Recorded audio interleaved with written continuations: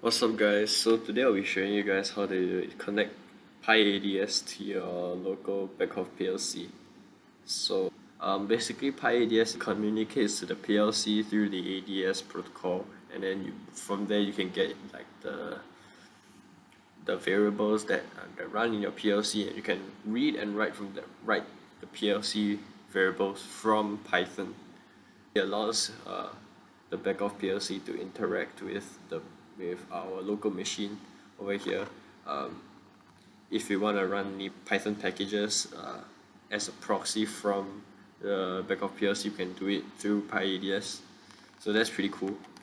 Yeah, so let's just get started. I just don't want to bore you guys too much. So over here I have I have a PLC program running. I have a few GVLs I instantiated. I assume you guys know how to use TwinCat. You guys are more experienced than I am.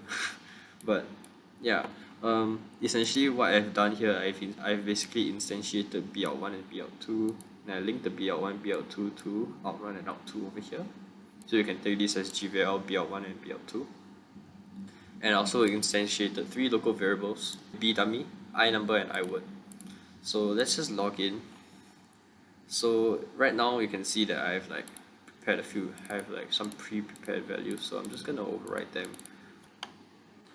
So basically what you have to do is you have to install PyADS. So you go into terminal and type pip install PyADS. So just like that, pip install PyADS. The full guide is in my GitHub. So if there's anything you want more clarification on, you can find it on the notebook on my GitHub. So essentially all you gotta do is just pip install PyADS after you install PyCharm or whatever IDE you use. This video is just meant to be a quick and dirty guide on how to use PyADS. So I already pip installed PyADS on my computer, so I don't need to do this anymore. So after that's done, we need to reference the PyADS package, so we need to import PyADS. Alright, so after that's done, you can just go onto my GitHub. The whole installation guide is here, so don't worry if this video is too fast, just reference this. Okay, so the first thing we need to do is we need to find our AMS ID so that we know which PLC to connect to.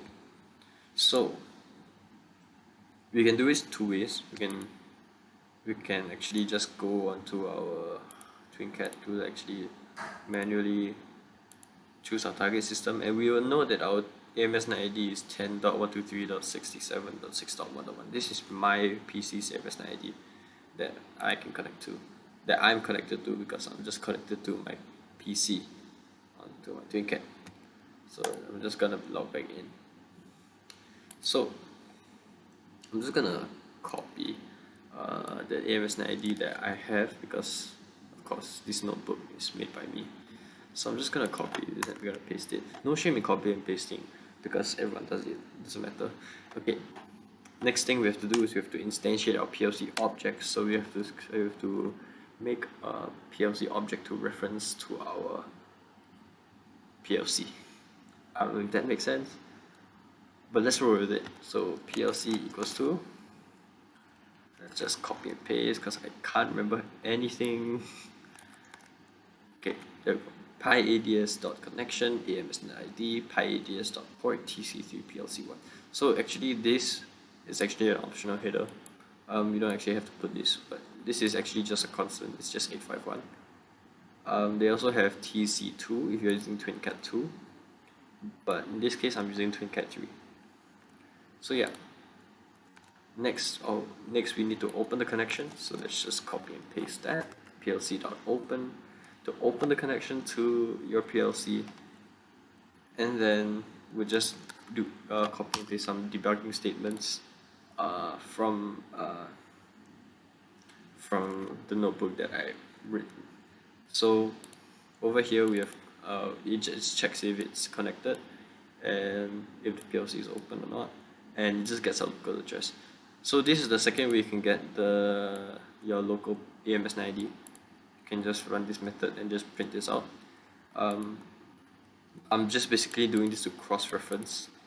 So if I just run poop, it says connected through local address, and then it shows the AMSNet ID 10.123.67.6.1. Alright, that's cool. Now, let's get into the fun part. Let's read and write values into a PLC. Okay, so over here in my notebook, I just teach you guys how to create a GVL and create local variables and whatnot. I'm not gonna go through that because I've already done that. This video is just meant to show you guys how to use PyADS itself. So over here I have some variables over here. So I have B dummy, I number, and S word. I also have some GVL values. So that's okay. Let's just say we want to change GVL.br1. So let's just say PLC.write by name GVL.bout1, and then we want to set that true. And then PLC.read by name, and then GVL. No, it's not case sensitive. Doesn't matter. Okay. Read underscore by underscore name. Let's print that out. Alright, let's run it. So over here we want to overwrite the value of GVL.br1 is true, and over here we just want to cross refer that we have overwritten our variable, the GVL. So over here it says true here, and if we check TwinCat, it's true. Yeah, amazing, I know.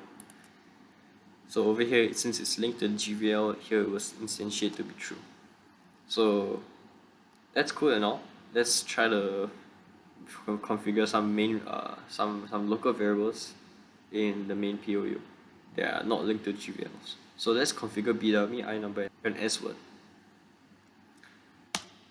Okay, cool. Oh, one more thing, we need to close the connection every time we stop reading. Okay, let's also try configuring the local function, the local variable. So let's do plc.write by name, and we can do main dot what's the one, b dummy, main dot b dummy, and we can set that true. And let's plc.read main.bdummy. Okay, let's save that and run that. Okay, it doesn't print anything because I want to print. Okay, anyways, is this true here? Submitter. I've got let's just have that print out. And it says true. And here it's still true. Okay, one more thing, let's try I number. So main.I number, let's just set it to 420.